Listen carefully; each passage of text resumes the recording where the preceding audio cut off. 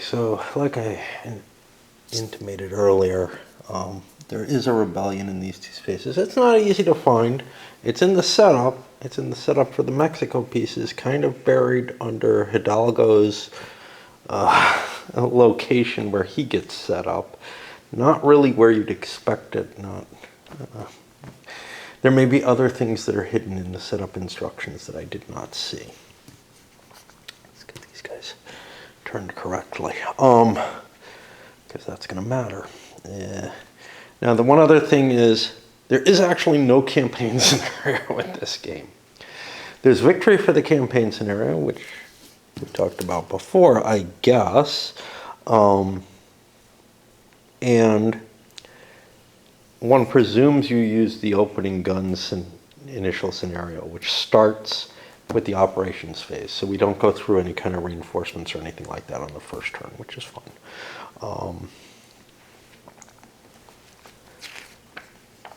I don't know why this has two sides, nor what the initiative counter is for, because that's a per battle thing, really, I guess, in case you want to track a piece of information during a battle.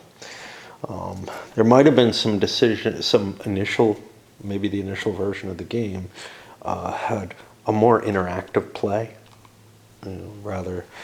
because it kind of feels like it's an interactive style game.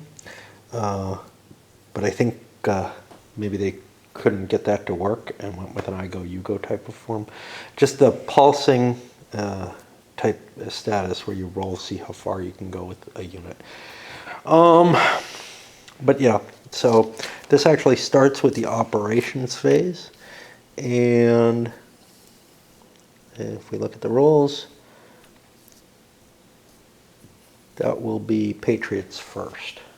So I'll flip here to remind me that it's a Patriots turn. And I'm kind of at a loss of what I want to do at all. I still don't completely understand the concept of control. For example, who controls areas with no pieces in them? I didn't have enough pieces, I think, to cover all my territories if that's required for control. And so I've just kind of got this, everything is controlled by the Royalists if it's not got units in it at this point in the game, but I'm not sure that's a valid thing to say. Map, actually, I did find it. Map area control. An area is considered to be under a player's control if there are only units, including just a leader, owned by the player in the area. If there are units on both sides, the area is considered only partially controlled by either side.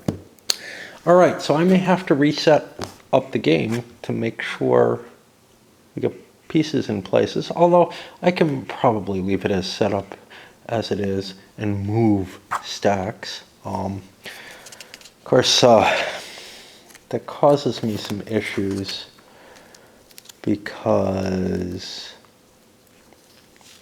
it's back in the reorganization and reinforcements where I'm allowed to unstack units. So I think I'm going to look to see if there's anything I want to set up differently, because honestly, it doesn't make sense for me not to have pieces in areas that generate points. My first choice then is I get to start doing some Patriot operations in the El Plata and Chile units. I don't know who the hell these are. These orange guys. What the fuck are they? They're Peruvian. When do they get to operate? They get to operate with the Grand Colombians. So it looks to me like we're looking at these pale purple and pale blue to operate. And now I have to kind of decide what I'm going to do. Now I'd obviously like to wipe this out, get full control of this. I'm thinking about an attack down here, but that causes issues with these guys. But I kind of have to clear those Royalists out of the way. And then otherwise, what starts down here? Quite a bit, actually. I don't feel like I have enough strength to take too much on in Chile.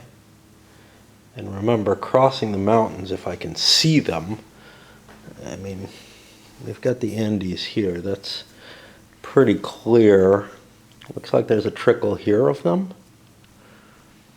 And then it really looks like maybe there's a gap right here. I'm not sure, which I don't know about. And otherwise going through here. And I think that's really the extent of the mountains, is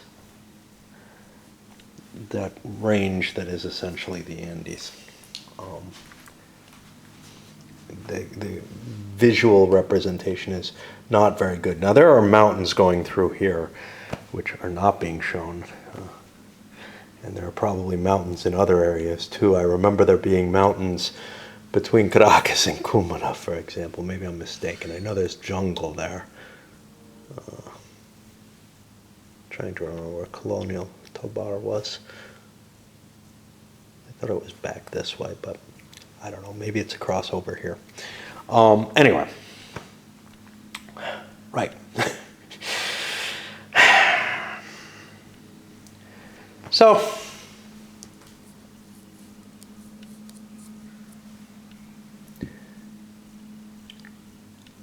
as far as I can tell,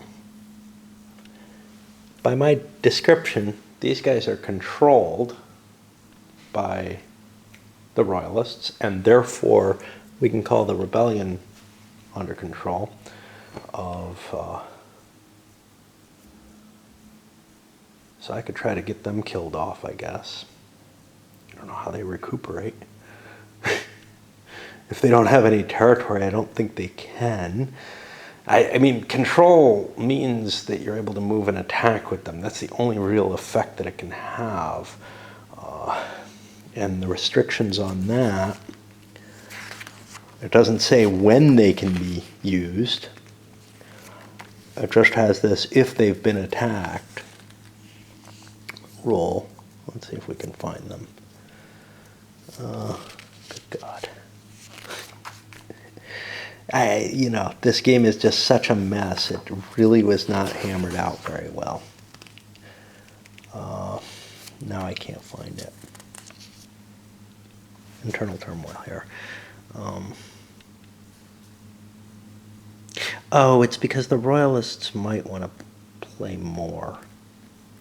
Okay.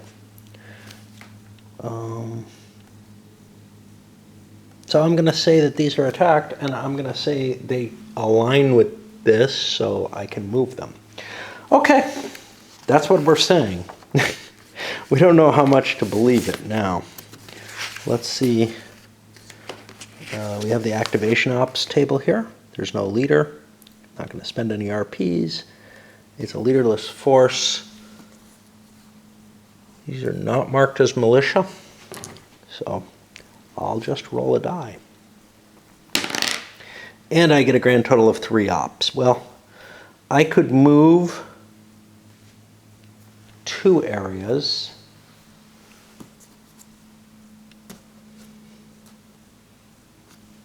And then I don't have points to actually do anything with them. All right? Such is. Okay. My next action, I think I want to move these guys. See if there's militia there. I don't think so. So we roll their operations. And they have 8 ops points. Jeez. There's a lot I could do with these guys. So the first thing I want to do is I want to attack. So I spend 2 of my ops on an attack. And I believe it's on a 1 through 3 I get out of there with that militia. Yep. I'll spend 2 more on another attack. This time they're caught. Let's put this sucker here. Pull these out and take a look at how combat is to be resolved. Yeah, jump right in, man. I would much prefer if this system had used something more like an Empires in Arms type combat system, rather than these individual units. That's actually my problem with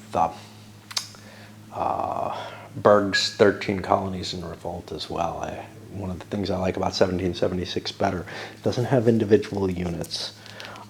Individual units make sense in some cases. I don't think they do in a lot of strategic games. Okay, so we're looking at the field battle, and we've paid the points for the attack. We failed the attempt to withdraw. Oh, wait, we had cav. I think we got away. Nope, we have the same amount of cav. Units, yeah, not strength. We roll for initiative. Each side rolls a die. All right, so I'm going to need a green die. Maybe not the one that was there. We'll use green for the rebellion. Nobody's got a modifier that helps them. The Spaniards have the initiative, so they will be rolling 2 dice on the tactical table. And the other side will be rolling 1.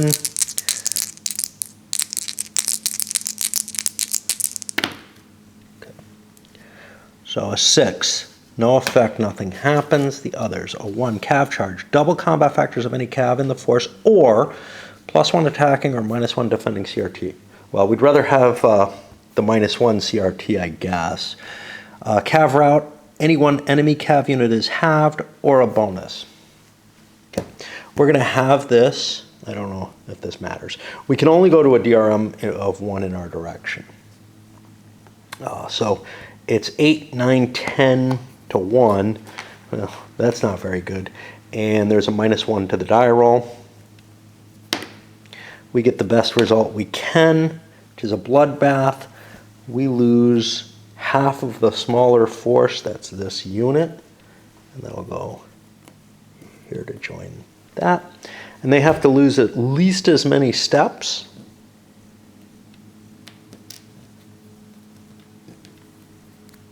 I guess we'll take a cav there. All right. And now we still have 4 points left. We're not very strong right now. But what I'm going to do is I'm going to cross into there. Now that only still costs 1 operation to get to, but I have to take an attrition roll. So we go to attrition, and we went across the mountain. There's no RP level. I could spend an I'm sorry, there's no HL level or whatever. I could spend an RP to try to help these guys. But I'm going to lose a step no matter what, so I'll just roll. I take a step loss. I'm going to take an infantry for that. Oh, and I've left this alone. Crap. This is going to be a general problem for me throughout the game, is I'm going to abandon areas that I want to be in. And we have another move. We'll move into southern Chile. And I'm going to turn these guys to indicate that they've moved already. We're rocking. Okay, let's get this thing moving, I think. I don't know. Let's get this big stack moving. Let's see what it gets.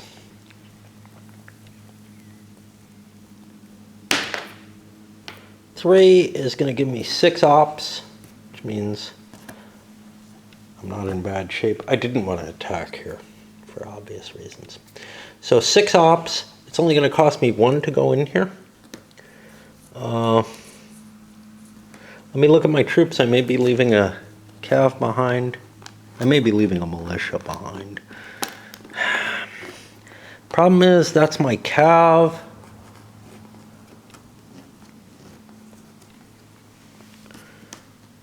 So I'm going to just move in with 1, and then what, 2 for an attack. I got to think whether or not I want to fight this. I don't know quite what it is, but it looks like a bigger stack than me. My stack ain't so great, but at least I'm on defense. By the way, this is not a city down here. If it was, it and the unit in it would have surrendered. Just for me moving in. Okay, so yeah, I'm not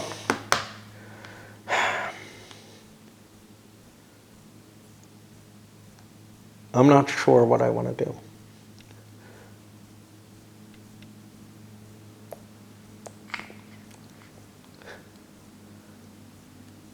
Obviously, he would like to wipe me out. He's got a big stack there. I may be able to gain some advantages. I'm going to try to evade. We'll look at the cav differentials there, but I don't think... Yeah, I am outnumbered in cav there. Or, well, no, wait, I have 3 cav. Okay, I might have a 1-point bonus in my favor. I don't know. I made a mistake there, a mess there. So we're going to get to fight. We have no leadership bonuses, but there is a cav bonus. So roll for initiative. Tactical leader is the only thing that applies. So the Royalists have the initiative again, and we'll pull their force out of the way.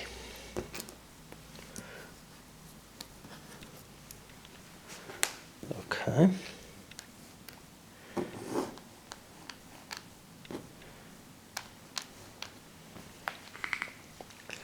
All right.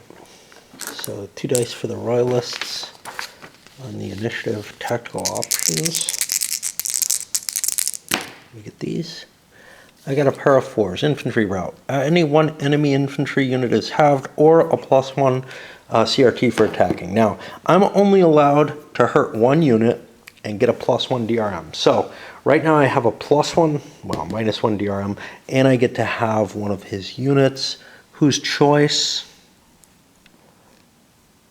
looks like it's mine. I'll have this unit.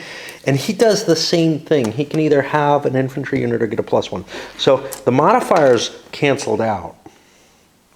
Conceivably, we could have done 2 modifiers knowing that die roll instead of that 2 points of strength. Let's see if we get a column shift off that. 3, 6, 7, 13, 21, 25, to 15. We're not going to get a column shift off of it, so we'll put a -1 on him. It's the 1-to-1 table, though. That's a 2. We get an AA. Attacker defeated. Eliminate units equal to at least half the total amount of attacking steps. Ouch! That hurt. 1, 2, 3, 4, 5, 6, 7, 8. Boy, this is a random combat system. I have to lose 4 steps. 1, 2, 3. Cav is potent. I'll take a 4th step there. Now, if you know me, you know I don't much mind highly variable combat systems, but this feels a little too devastating. All right, what happens next?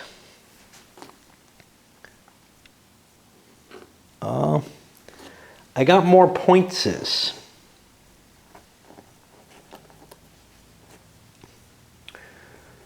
I think I want to fall back to Rio.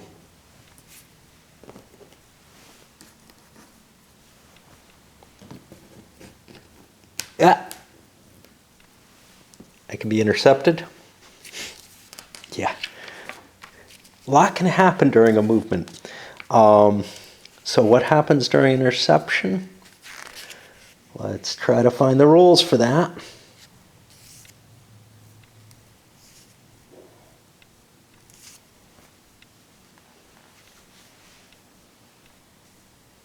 I'm not seeing it. I thought I'd see it real easy here. Well, let me pause. I got to swap batteries. Two things. One is the movement actually costs me 2 because I'm moving out of an area. The other thing is not under the movement rules, but somewhere over here under activations is the interception rules. So 50% or more of the units. Okay, the attacker has a +1 for his cav bonus. The potential defender does not have a bonus. There's no ops. So I believe we succeed on a 4 or more to catch him. But I think he's allowed to try to withdraw. But we don't get that 4 or more.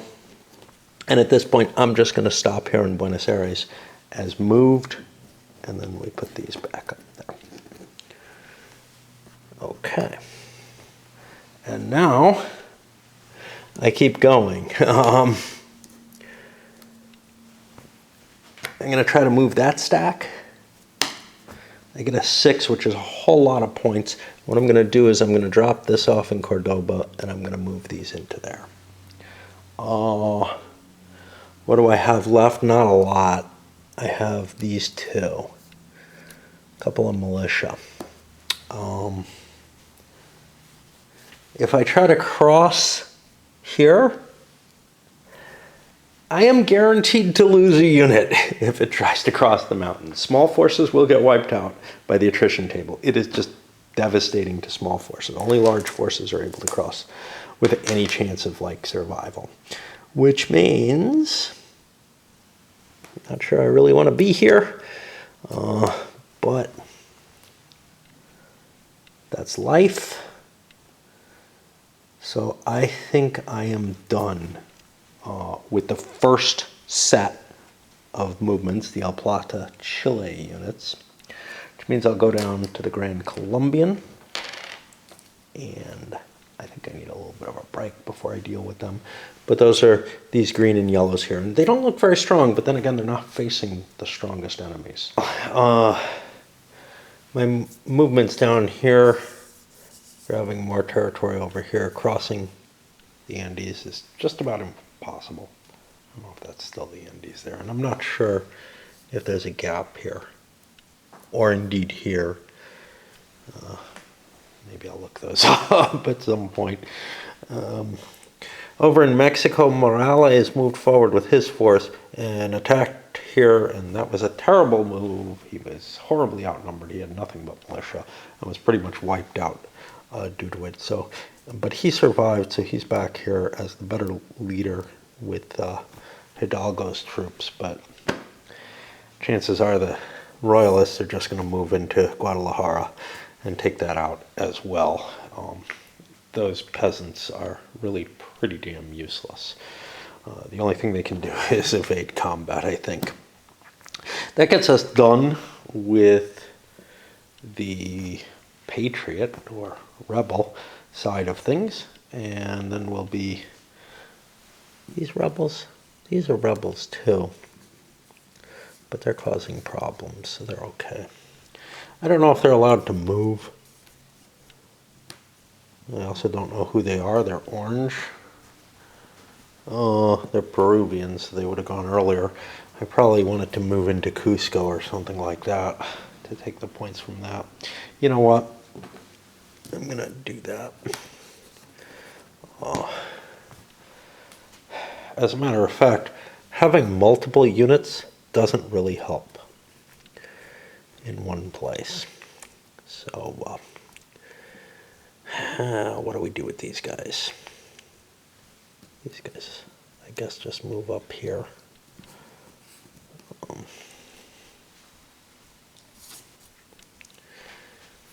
And then we'd have at least 3, which could get us that far, and spread our guerrillas about a little bit, because they're not going to do much good. Now, guerrillas are the best thing in the world, but as far as I can tell, you only get to set up the units that are forced to be set up to be guerrillas as such. Otherwise, I'd have a guerrilla war all over Mexico instead, and have set those not up as a single stack, etc. But right now, I think it's my best chance. And so that's going to get me over to the Royalist side of the turn. And they get to move all their units however and wherever they like. And we're going to try to start consolidating forces because it's very clear in this game, while you want to be spread out to get your points, you want to be consolidated in order to actually fight battles. But I think I have enough that I can take Guadalajara with my main command here under Calia. I don't know who the hell it is. I've been working through the Spanish Royalists. Morales and Hidalgo have so far evaded the main force that the Viceroy sent up to face them. Over here, some forces moving into here. There was a little bit of a battle. I didn't have enough points to launch another battle. I had some Cubans ship into there. And now as we move down, I'm looking at, gosh, I want to do some counterinsurgency type work. Well, there are penalties for attacking guerrillas, as I recall. All guerrilla units are militia. Well, that's an automatic -1 in the rules. So there's a fair chance that I'd get hurt if I attack over here. So I'm not going to attack there, but I activated these guys. And they have 6 points. And counter guerrilla just costs 1, so I'll spend that. And now we look at what I have, and I have 14 strength points to 1. Now, that's the 3 to 1. I don't think I have that Partitrades or whatever. I don't know where it would be if I did.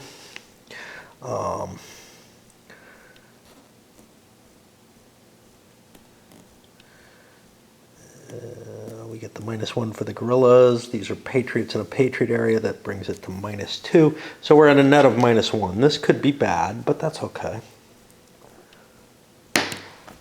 We get a 5. That eliminates the guerrillas. So we get to get rid of these. And pretty easy to wipe out. Now, I probably want to leave this militia behind. Do I want to engage there, or do I want to continue cutting guerrillas up?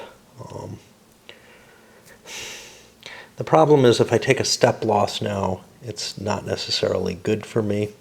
So I think I'm going to leave the militia here and move into here. Cost me another 1. And then launch an attack here where, well, it's still only worth 1, but I'd like to gather my forces and have something of use. The other side of it, of course, is I could keep doing anti-guerrilla operations. I don't know. And let's take a look. They're pretty weak there, so they're going to try to get out of there. They have the cav advantage, which I think gives them like +2, either 1 or 2 on the withdrawal.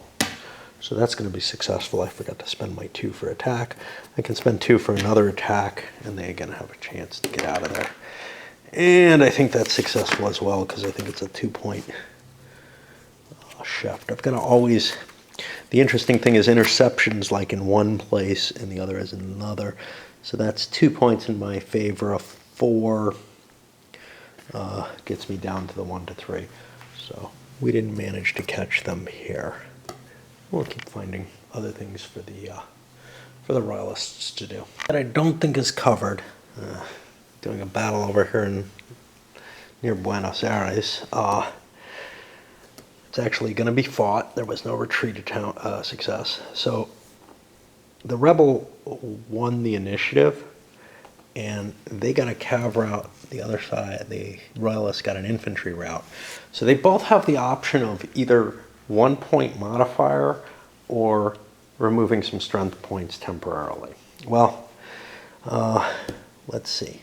The infantry route can remove 2 strength points from them. So they were at 18 total. -2 would give them 16. Over here, we're at 10, 15. So we're definitely... Here's the thing. There's no ordering, as far as I know, as to who gets to make their pick first. Roll for initiative, determine any tactical, calculate odds. There's no real definition of who gets what, but I think the initiative player has to choose first. So if the initiative player who has the cav route on the Royalists as an option, he could take 2 strength points away from them. So that's 10, 15 goes down to 13. Now, that's not going to do anything. With my 18, even if I lose 2, I'm okay. So what I'm going to say is I'm going to go for the modifier, and so is the other person. So we end up even there. And it's really just a 1-to-1 battle, which could be highly variable. We get a 6, which is pretty big. The defender is defeated. He's going to lose half of his force. The defender is these poor fellows. So he has to lose at least half of his steps. And that's 1, 2, 3, 4, 5. He's going to have to lose 3 steps. Losing cavalry. 1, 2. See, these are 1 step for 4 strength points each, whereas this is 1 for 3. There are advantages to being half or more cav, but I think I'm gonna take these steps. That leaves me here with enough strength point, with enough left that we can launch another attack, and now we can try to get away, but we'd be better off saving some of that cav. Let me save a cav unit. Let's see what we can get here. I don't remember which way is which. So interception wants to be in one direction, and this is why I have to keep looking up. And the other has to be in the other direction, I think. So here I need a 1 through 3 for avoidance, which means I'm not going to be able to avoid this. But interception over here, you need a 5 or more, so it would be nice if the dice, if the rolls were kind of parallels. I think Washington's War and some of the other early kind of simple CDGs have that kind of thing where you just need 1 die roll, maybe Wilderness War, where you need 1 die roll, and it kind of applies to either, so you don't have to try to remember shit here. You're looking up opposite ways. So these guys are caught again, and we're going to have some more fighting. Rolled to the end of a turn, honestly. I've done all the attacks. That second attack, we've knocked them down pretty far. The combat system is so variable, so random, with close, as long as the odds are pretty close, that you never know what's going to happen. When there's something that's this variable, I kind of like the variability to be better controlled than a simple CRT that ranges from 1 to 6. That makes it highly random. Things like buckets of dice might work pretty well. Systems like what I feel like this game should be using, which is an Empires and Arms derived type system for strength points and such not. So you don't have all these stupid counters all over the place that are, fixed values, when fixed values don't really suit this kind of design at all well. The combat system for that, which has very little to do with the fact that it's a strength point system, it's vaguely important, but where you've got multiple rounds of combat, and you've got this combination of morale versus firepower and everything like that. Well, that feels like it would fit here nicely. Maybe a little bit too detailed. This does allow the combats to be resolved relatively quickly, and given that the operations system generates more than 1 combat, possibly, you can keep attacking if you're doing okay. Maybe it's okay that it's pretty quick, down and dirty fights. I don't mind the randomness that terribly, but I can see some people would hate that. I mean, this puts things like Risk to shame in terms of randomness. Risk is kind of a buckets of dice type system with limitations on how many dice you get to roll at a time. So greater numbers always win. Here, it is a strength point system. There is an odds chart, but a lot of your combats are going to end up, that actually get fought, are going to end up being on sort of close to 1-to-1 odds, which means there's always a pretty good chance that something can change drastically based on that. The only thing that happens here is ships go home, but I've already sailed the ship home that is the only one on the board. So we're going to slide into turn 2, and we get to see some of the mechanisms that happen at the beginning of a turn. We'll get 2 turns in on this video. I think this is going to go pretty quickly in terms of video space, just because there's not a lot I want to zoom in on here. I can focus on the narrative and the story rather than, a lot on the mechanisms. The mechanisms are actually pretty lightweight. It's just there's a lot of they're not terribly,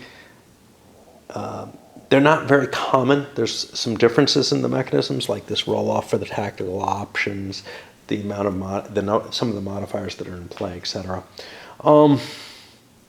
The tactical options is a little clunky because it changes your odds table.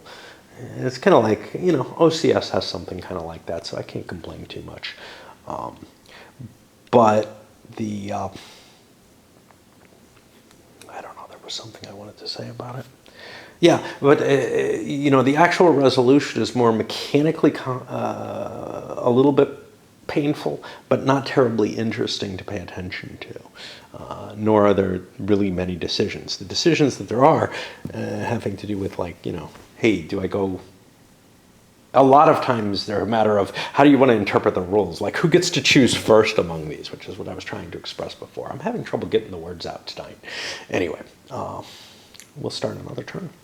There's no random events phase until turn 9 or whatever, and that there's only one event that happens in this game.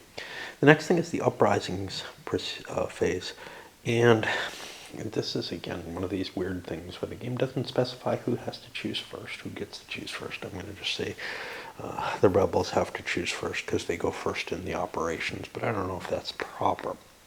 There's another thing in here that's annoying.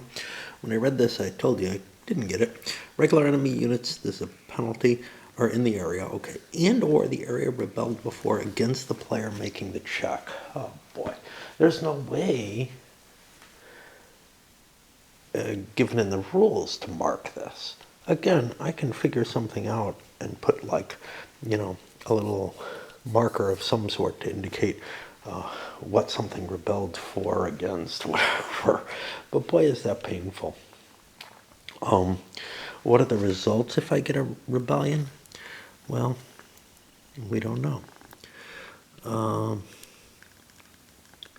One friendly infantry or cavalry militia from the same area. Okay. Notably, though, I can't check for rebellions in Mexico or Guadalajara. Those are the 2 places that have had successful rebellions that included the Indians. So those are disallowed. I'm going to look around, try to figure out where I want to try to gain a unit, but there's not much value to this. It is a militia, and it can only be done in an area. This is the interesting thing. It can only be done in an area which is controlled by the enemy, which means there has to be enemy troops there. And if there's only militia, you have more of a chance of the rebellion.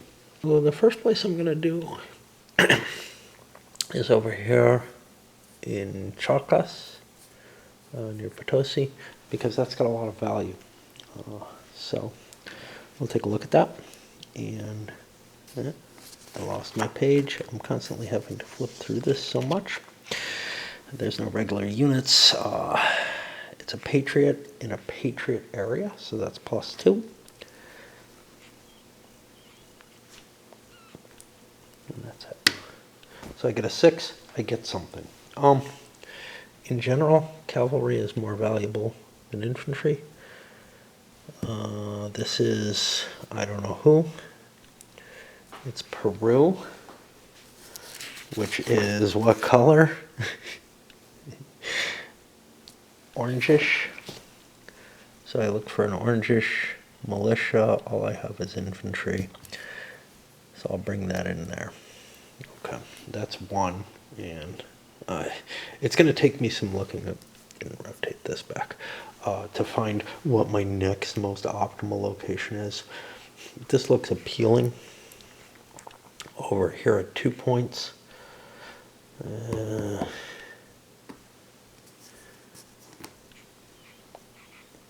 I think that's probably my next best place, so we'll go for there. And that also has a +2. And we get a 5 that is sufficient. So there we're going to be getting some Grand Colombian, so I hope a yellow background, but I can't be sure. This is the way to look. Yeah, they're the yellow background units. And we'll put a Cav militia over there. And now we do the same for the Royalists, is we're going to start looking for, hey, where are places that are under, and I guess it's complete control of the rebellion. Now, the ordering's kind of important, right? I guess? I don't know. Maybe not, because this isn't under complete control, so it can't rebel. Do I have any places under rebel control that are worth having? Well, yeah, Cusco. So we'll go there. And I think I'm only allowed to do it once in each place. That's a +2 as well. And we do not get that. And then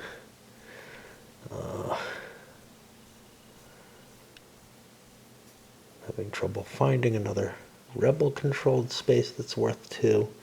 So now I have to think a little harder about rebel-controlled spaces where I might tactically want to have troops show up.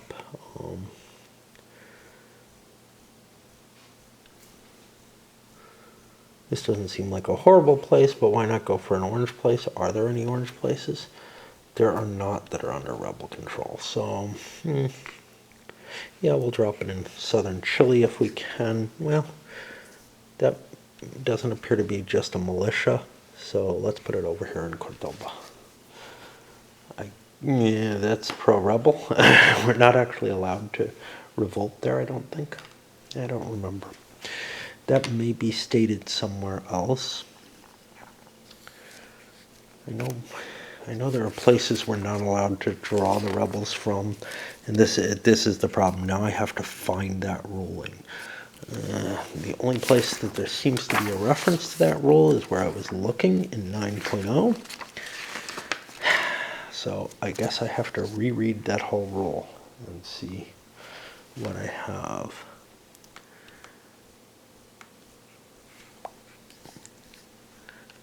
Yeah, you may not attempt in the following areas. What are these?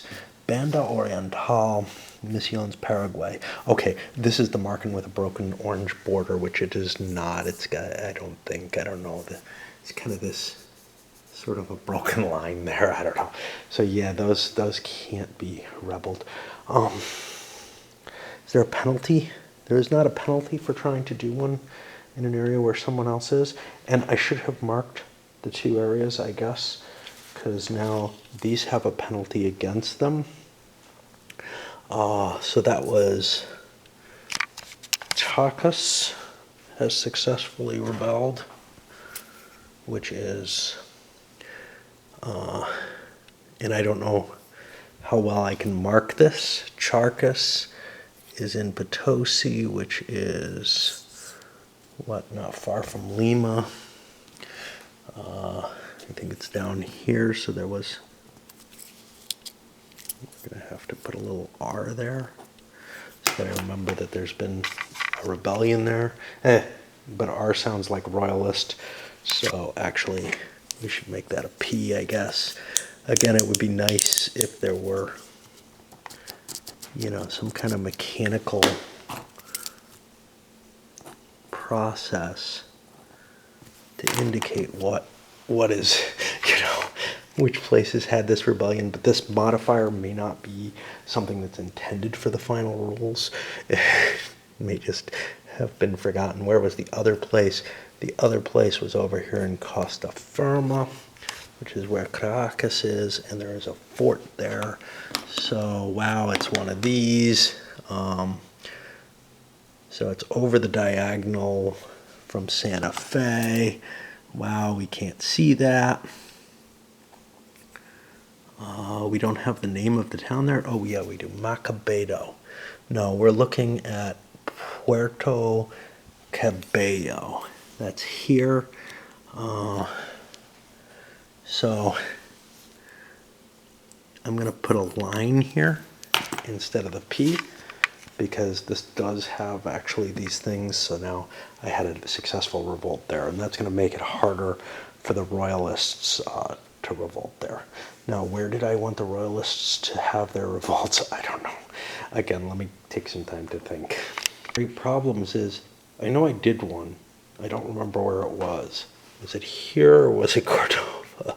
It was Cordoba. Yeah, okay. I've got a militia here, so I'm going to go for Quito. I get no bonuses there, but if I get a success, I get a mark against. And I do succeed. So that is going to be one of these. What does this pale purple mean? That's fine. That's just Royalists anywhere. So that'll go in Quito. And now Quito, and again I have to find this. This is 2 above whatever Alcalabas is. So it's up here, and we've had a Royalist revolt there. So there's a penalty now towards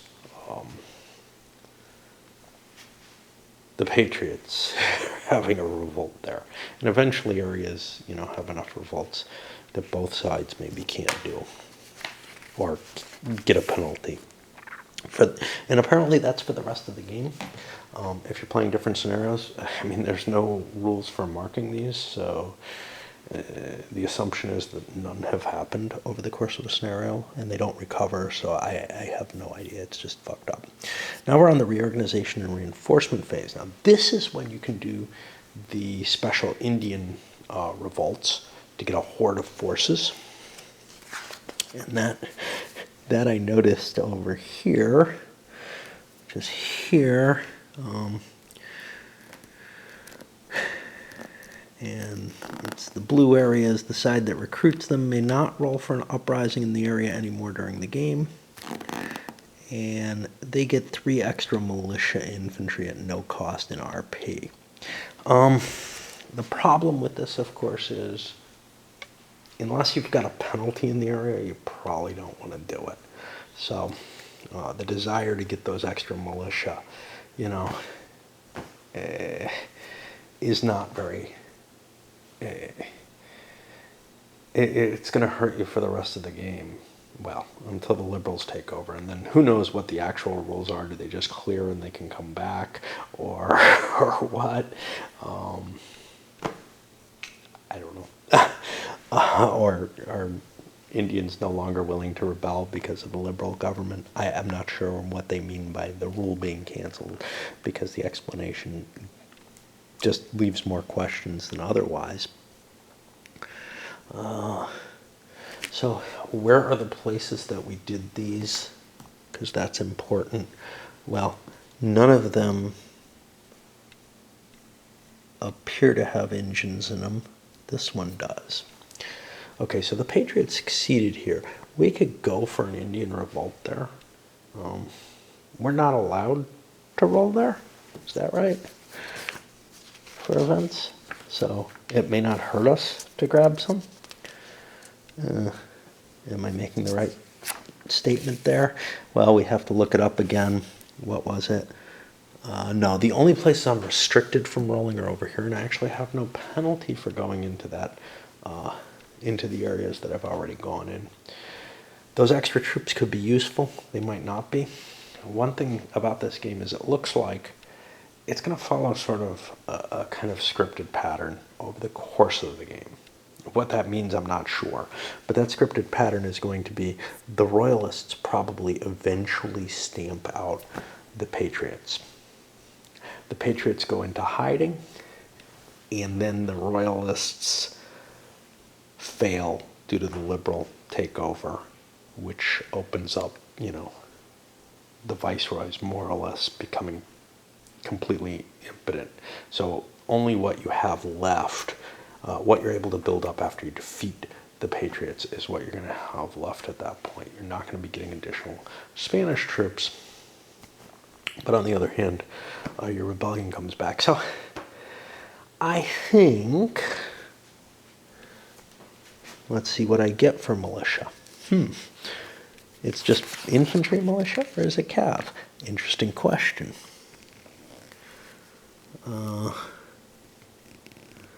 They recruit Indian slave, and the recruitment of slaves is done in these places. A friendly leader or ground unit must be present in the area for attempt to recruit. No, that doesn't help. Where do I get this? The side recruiting gets 3 extra militia infantry. Okay, so for the Royalists, there is not 3 extra militia infantry. There's 1 militia cavalry. So I don't really have much option. And I don't think that the Patriots want to do this because rebels, because I don't think there's any areas where they're going to want to draw more units into play. So that concept is gone. Now the players collect their RP. Militia already on the map can be used to replenish regular units, and then we'll get to buy units. Now, counting the RP, this is going to be a royal pain. Basically, I'm going to be going through all across the map and just adding to the RP totals as I go. For the Royalists, they just have one big number. For the different spaces of non-Royalists, I look by the flags, I guess. But they're not always going to be applicable. So for example, in Cusco, I have to actually look that up to figure out where those align to, because that's not specified in the game, on the map in a nice way. So Patriot reinforcements, and we try to look, no, those are reinforcements. Where are replacement points? Fuck. Yeah. So we have Grand Colombian, which does not look like it has Cusco. Peruvian has Cusco. Okay, so the fact that this has 3 flags doesn't matter, but you know, I know which I can look up which place it's on.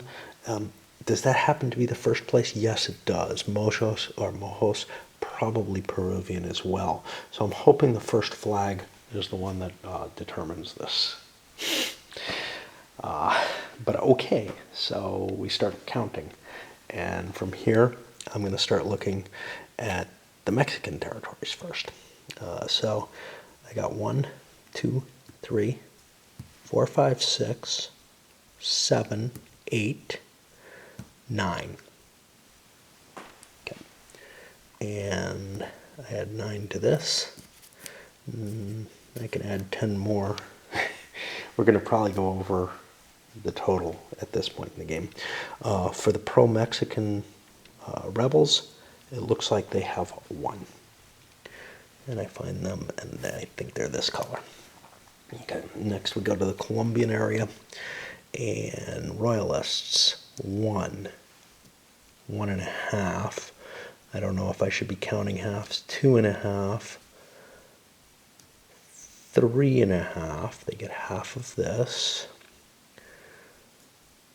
4, 5. I'm miscounting. 1, 1.5, 2.5, 3.5, 4. Okay, so 4 for the Spaniards. So they're now up to 17. Unfortunately, the chart doesn't go up to 20, so we do this. But now we look at the rebels. They get a half, 1.5, 2, looks like 3 for the yellow pieces, and so on. Here are our net totals, and I didn't maintain any half points between turns. There's a couple of places where those would exist. Nothing says anything about half points that I could see, so. And again, wading through these rules to try to find answers to things like that just doesn't seem worthwhile. It also doesn't say anything about carryovers or whatever. I'm not going to allow them to carry over points beyond the end of the reorg phase, but I'm going to let them spend the points that they collect there. So now the next thing is create and recreate units. But first, actually, we get to replenish where there's militia. So now I'm going to hunt around and look for, hey, is there any militia that could increment units? So I paw through all my stacks and see, yep, there's no militia there. And this is what we're going to be doing. And then upgrade regular units with militia, because militia are only worth one combat point per step. Remember that cav militia can be incorporated only into cav units, infantry militia only into infantry units. I'm just going to see if I have any opportunities anywhere. Able to find any such opportunities. So now it's time to spend to build. Now building units, you can actually build them where?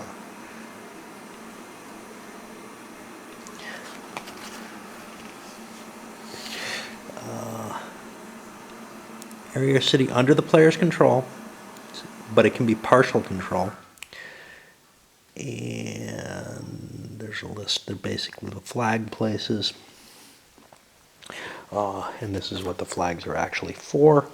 And then I have costs here. In general, I'm going to be looking at the costs as not being, I'm not looking at trying to save points particularly. And again, the rebellion has to go first. So, you know, for Chile, no, for purple, whatever purple is. Purple isn't Chile. Purple is Chile. But for some reason, my Chileans are up here, and I've got Platins down here.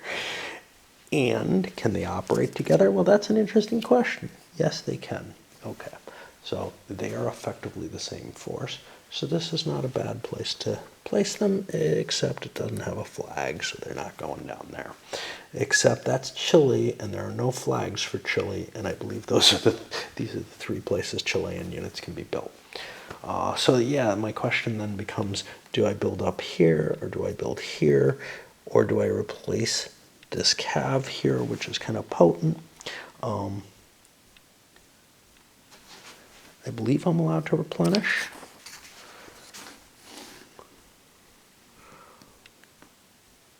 It says to rebuild, so yeah.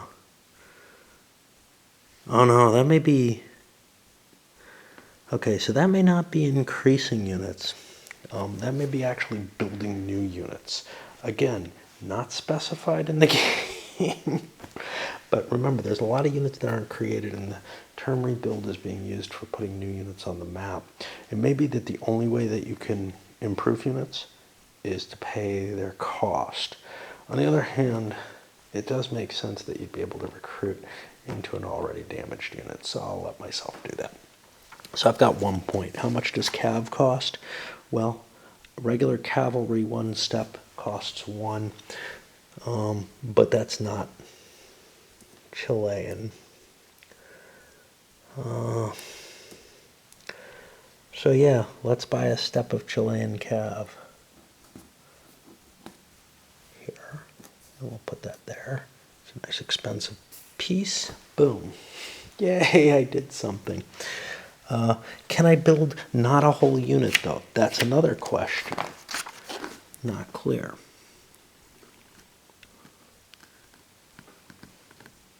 Not really stated as far as I can tell. RP expenditures, purchase or replenish units, so that sounds like I can do that. I'm guessing that I can build a partial unit. There are advantages to having partial units though, but okay. So that's their Chileans. The next set that they're looking at is their Paraguay units. Now, as far as I know, if militia control an area, they actually control it. Oops. I don't remember what's up here. I split the points for this, and I'm not sure that's correct. There are no regulars there, so yeah, it's split, I think. I don't know.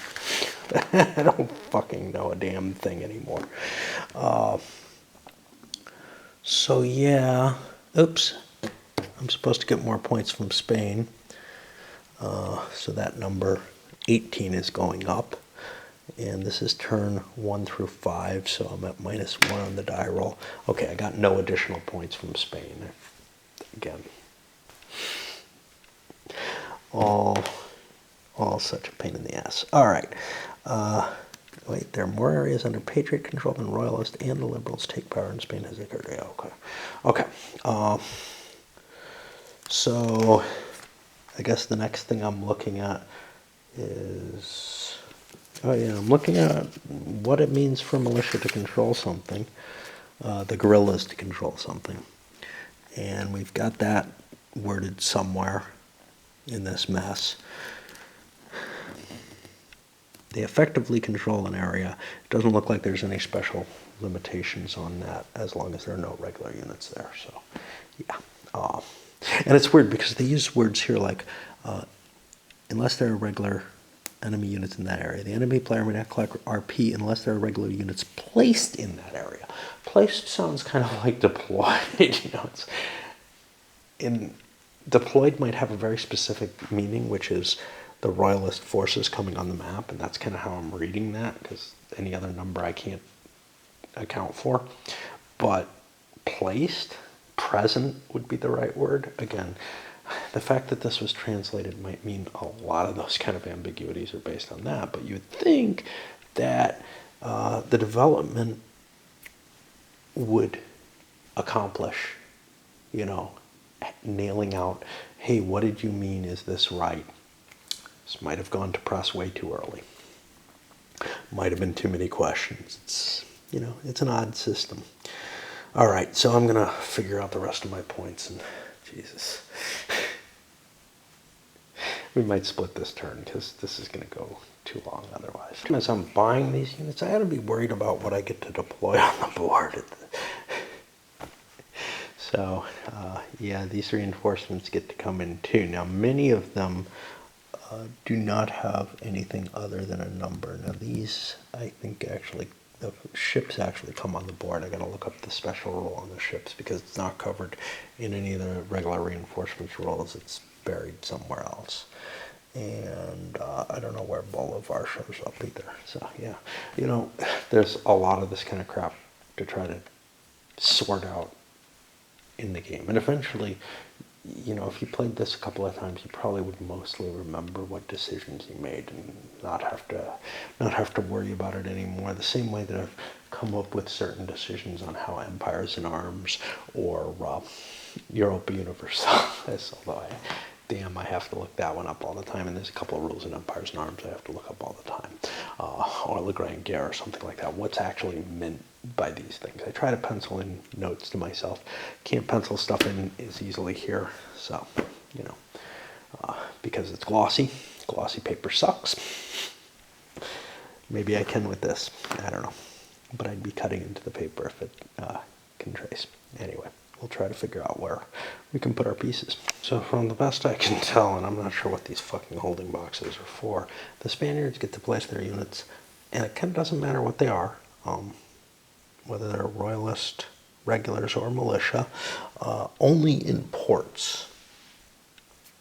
And they can place them in any ports in Americas. Now, I got one regular infantry in here because I'm not going to be positioned in the right place for a port here. The rebellion built up quite large in Mexico, but we'll see. Anyway, just a matter of the point that I'm able to spend. I now have some regular units that I can start building from the rebellion. I placed one regular unit in here because it doesn't really hurt me too much. If I can't gather the forces to begin with, and Veracruz is the closest place I can place new units to at this point. I mean, I guess I could slip them into Caracas. I'm not sure if they surrender immediately. Or if they're just able to go into the area where they're safe and they're not in a city, so they don't automatically surrender because troops move in there or some whatever that stupid rule is about. But I'm placing them in here so I can start marking them off because I got to get like 12 steps of line infantry into Cuba and Puerto Rico and Santo Domingo. So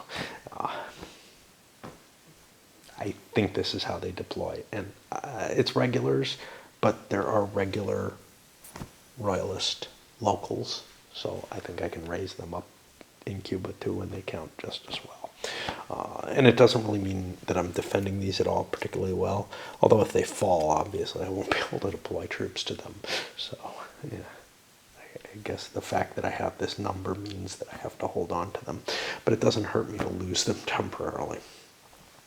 We have just gotten through all the reorg and replacements. I have built all of my native units, so I'm not really terribly worried about that. I don't think I want to call in the Portuguese yet. I don't know. If things get bad, I will. And I still have 14 points left that are sitting around for me to for next turn, or if I need to spend some extra points either on an attrition roll or otherwise. Now, if I recall correctly, this is the last thing left to do here is to throw things onto or out of the guerrilla side. I'm not quite sure how I feel about being militia. I don't see any terrible reason there. I'm going to look elsewhere, see if there's other units that want to go guerrilla. It's probably safer if I make these guys all guerrillas.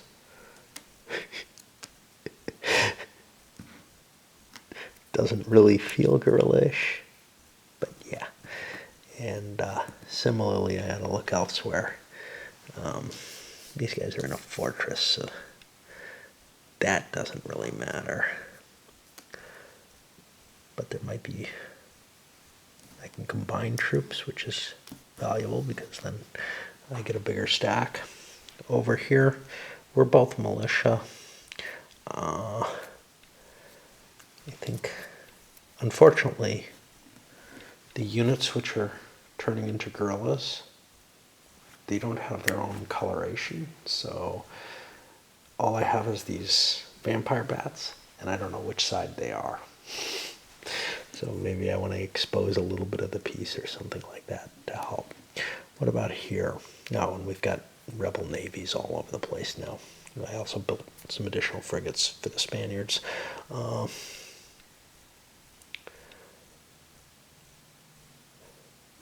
This is reachable.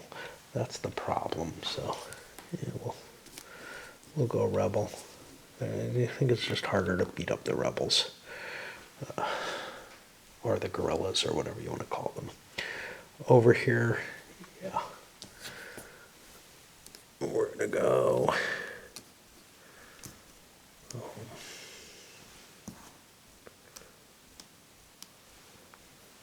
I think we'll keep our unit in place at this point, although actually I feel numerically in danger. These Spaniards kind of feel like they want to try to slip in and get to the Pacific coast, because I just don't think that I can hold on to stuff in the La Plata region very easily. So I think I'll keep that militia to take a loss on instead of using it as a guerrilla unit. And we have so many here that we're going to separate him out and throw him there. And again, it's not at all clear which side is which because of these stupid little counters, but whatever. All right, like I said, I don't think I'm going to complete this turn on this video. I've gone over an hour already. You've seen pretty much a full cycle of a turn. We started with an operations phase and went through the other aspects of it in plenty of detail. And from now on, I'll probably be stepping back and just looking at the broad story. The map should tell it pretty well, along with my memory. Because when you give me a map like this, I can start remembering things and I can tell you stuff that's more useful. All right, let's send it up.